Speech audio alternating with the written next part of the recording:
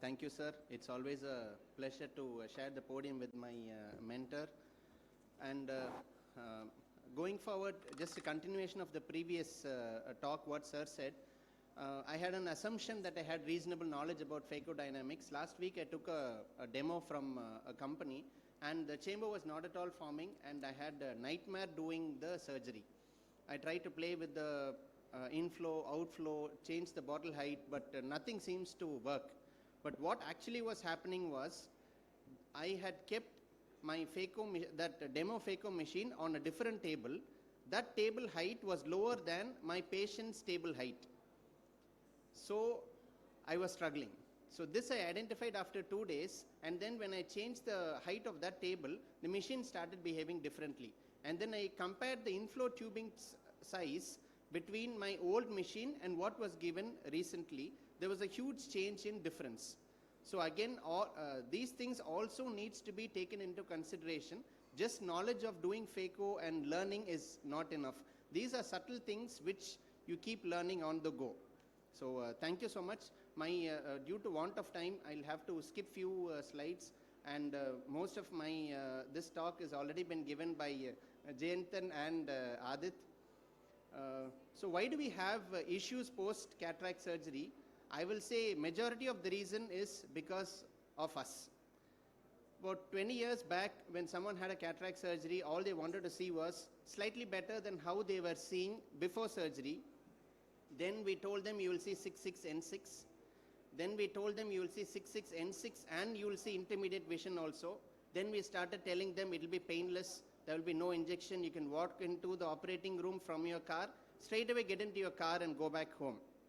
Then we also started telling them we'll give it to you in cashless, and some patients saying even the coffee that I purchased today should be included in the insurance bill. So why patients are unhappy? The reason is here, not the patient.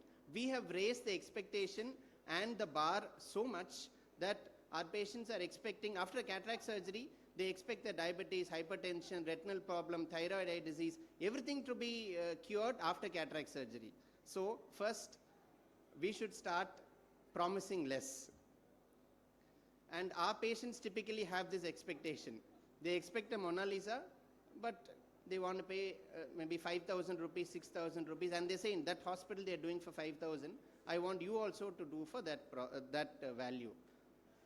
And this is something we see day in and day out. 6/6/N6, the old man is extremely unhappy.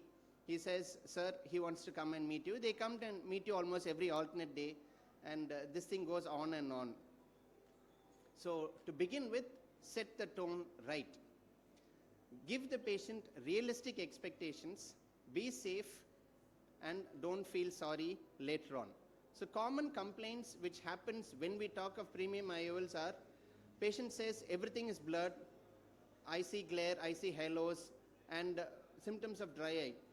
Most of this happens because we all know that when we implant a lens with zonal optics, I mean even the latest generation EDOF lenses do have zonal optics, and it does reduce the contrast sensitivity by a little percentage. A really wonderful presentation by Adit on how he showed different lenses reduce it. Maybe you can do a publication on comparing different lenses, how actually the patients see. I don't think there's not much data available as of now. Will be really wonderful. But what I see in my practice is, Chennai is a place where there is absolutely no water, but most of our patients come to us and say, in Tamil, sir, thanni varudhu. So it is watering, watering, watering, watering. This is what they usually come with. So once the MGD is treated, most patients feel happy about it. So a little bit on science, why these multifocal lenses or the so-called bifocals which were there before were not performing ideally. The reason is very simple. Initially, the rings which were there were all with fixed height, and the distance also were kind of reasonably fixed. With the current generation trifocals, if you see, the height is different and the space between the rings also is different. In short, what happens is they've started playing with the amount of light distribution for distance, intermediate and near. That is all is happening. Initially, the distribution was for distance and near and some amount of light loss. Now, they've started, courtesy all these technological advancements, what they've done, what is actually happening is more amount of light distribution is moving towards for distance, less for near and intermediate.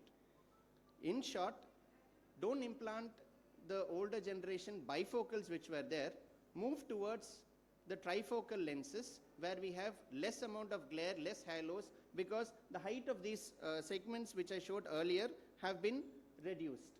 So due to want of time, I'll have to skip this things. So this is what is happening. Distance has become more dominant. Near and intermediate, they've started giving less importance to. So the light distribution with the current generation EDOF lenses is way better. So that is what is happening. That is why they have less complaints of glare and halos. So in short, move towards trifocals. It's time we stop implanting bifocal lenses which have fixed ridges which are quite tall, where the patient has excellent vision for distance, excellent vision for near, but then the photic phenomenon takes over and they are never happy. This is something again we see day in and day out, dysphotopsias. We have negative where the patient says what they are not seeing, and positive dysphotopsias where they say they see either glare or everything appears blurry, starbursts or light appears to be cracked, and then halos around light. So again, in short, these are exacerbated by certain conditions. The most common is PCO. Again, Adit had a wonderful case presentation on that. So even if there is minimal PC wrinkling or there is minimal PCO, YAG it, because already there is a loss in contrast sensitivity with all lenses with zonal optics. So even with the minimum PCO, it gets affected. So YAG these patients. So alpha angle, again, enough and more has been discussed. In short, if patient has angle kappa of more than 0.5, do not implant these lenses. So what happens when you implant this? Here you can see the central ring is totally decentered. The patient will be seeing through these ridges. Once the patient sees through these ridges, you're gone.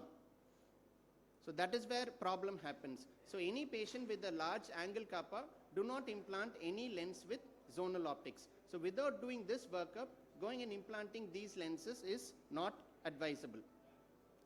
Another issue is, of late you would have seen representatives come and tell us, my lens is pupil independent when they talk of premium lenses. I'm sorry, I don't agree to that. There is no lens with zonal optics which is truly pupil independent. It becomes less dependent, but not truly independent. The reason being, the central zone in most lenses is for near, and then we have the distance and intermediate zone. So what happens when this central zone becomes 4, or the pupil size changes? If the patient has a large pupil and the central zone is just 4 mm, they will have poor near and intermediate vision. At the same time, if the pupil size is larger and the central zone is 4, they won't see much of distant vision because they're seeing through the near segment. So any patient with a very small pupil, it is not advisable to put in any of these premium lenses. So centration of the IOL is very important. It is a myth that the lens will sit where you place it. The lens will sit where it is intended to be sitting. So it sits based on the zonules and the architecture of the eye, not based on where you place, adjusting on Purkinje images. All that is a myth of late. So again, in short, if a patient has higher order aberrations more than 0.3 or 0.4, do not implant any of these lenses with rings. If you have a aberrometer, it's wonderful. Even the topographers will give the corneal higher order aberrations. If it is less than 0.5, you can consider, but more than 0.5, strict no. Biometry, again, I've been listening to this talk by RD sir for quite some time. 5 years back, he said Barrett is the best, and then he said Kane. Now I've listened to Nallasamy. So every year, biometry and RD sir will keep evolving. So please come and listen to him. There'll be something new to take home from that talk. So biometry is extremely important.